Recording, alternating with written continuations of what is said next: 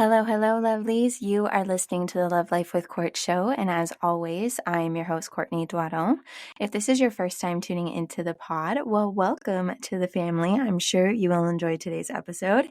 And if this is not your first time tuning in, well, here is a warm welcome back. Without further ado, let's get started in today's episode. Hello, lovelies. It's your girl, Court. And we're going to talk about some stuff today. We're going to talk about getting out of our blah stage. I don't know about you, but the only way I can put what I've been feeling lately into words is simply saying that I have been feeling blah. I feel not motivated. I'm finding it difficult to be creative. It's been raining so much. These April showers definitely best be bringing Mayflowers. That's all I'm saying. It's been raining so much. I'm finding it hard to implement new habits into my life, new healthy habits. And I felt like if I'm feeling this way, it's very likely that there's someone out there that is also feeling similar. So today we're going to talk about how to build new habits by taking advantage of the old ones. And before we do that, we're going to drop some statistics because your girl did some research, starting with people who make a very specific plan to reach their goals are 2 to 3 times more likely to succeed. However, people who successfully change a habit do so on an average of their 6th attempt, which means that it takes anywhere from 1 to 6 attempts to build a new healthy habit. So why is building a new and healthy habit so difficult for the average person to obtain? Well, we're going to go even deeper into here. In 2007, researchers at Oxford University started learning more and looking more into the brains of newborn babies.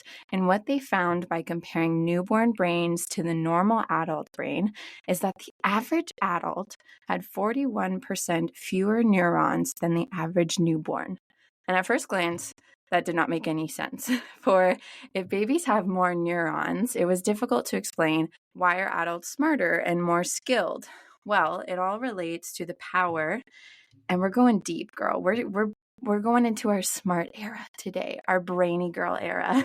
It all related to the power of synaptic pruning. Now, synapses are connections between the neurons in your brain, with the basic idea being that your brain prunes connections between neurons that don't get used and builds connections that get used more frequently. So, for example, if you practice playing the piano, let's say, for 10 years, then your brain will strengthen the connection between those musical neurons. The more you play, the stronger the connection becomes.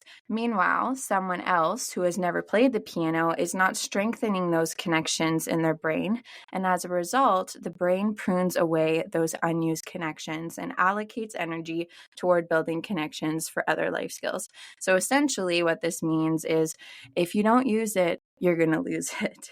Now, this explains the difference between newborn babies and adult brains, as babies are born with brains that are like a blank canvas. Everything is a possibility, but they don't have strong connections anywhere. Now, the adults, however, have pruned away a good deal of neurons, but they have very strong connections that support certain skills. The process of synaptic pruning plays an important role in building these new habits, which is where I'm getting to, by utilizing the method habit stacking. Now, synaptic pruning occurs with every habit you build. The more you do it, the stronger the connection. For example, your brain is probably very efficient at remembering to take a shower each morning, or to brew your morning cup of coffee, or to open the blinds when the sun rises, or thousands of other daily habits that we really essentially take advantage of and we do without thinking. And what you can do now is take advantage of these strong connections to build new habits. So where you already have an existing strong connection in your daily habits, you can utilize this. And how you can do that is when it comes to building new habits, you can use the connection of behavior to your advantage. And one of the best ways to build a new habit is to identify a current habit you already do each day and then stack your new behavior on top. And this is called, as I said, habit stacking. Habit stacking is a special form of implementation intention.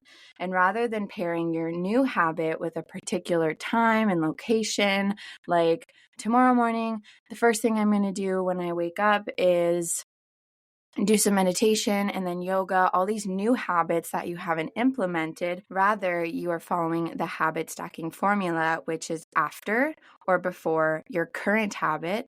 Now, that could be going to brush your teeth. I will implement a new habit, which could be taking your vitamins. I'll give you more examples. So, after I pour my cup of coffee each morning, I will meditate for 1 minute. After I take off my work shoes, I will immediately change into my workout clothes. Or before I sit down to dinner, I will say one thing that I'm grateful for that happened today.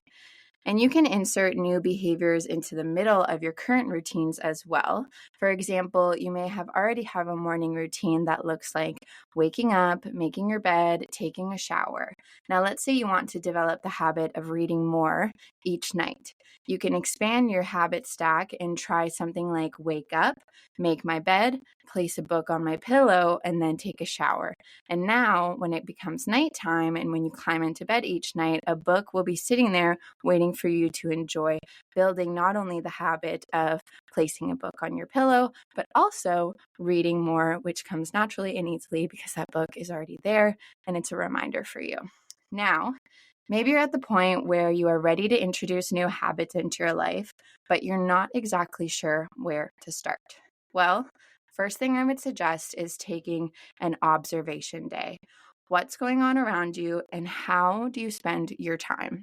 And you can have a journal with you and track, what does your morning routine look like? What does your lunch when you're on your lunch break look like? What does your going home routine look like? What do you do before bed? What do you do while you're cooking dinner? And list your current habits. And once you have your current healthy habits, these are the things we want to focus on that we are already promoting healthy change. And it's something that we do in our day-to-day. And that could be as simple as brushing your teeth. That's a healthy habit. Next, you're going to do is pin down your specific and realistic new goal. Be as specific as possible, as realistic as possible, and the smaller, the better. You want to start small, and I'm going to explain this to you in a minute. Then you're going to stack it on your list. Where does it fit in your day? Does it fit before? Does it fit in the middle? Does it fit after? And then all you have to do is try it out.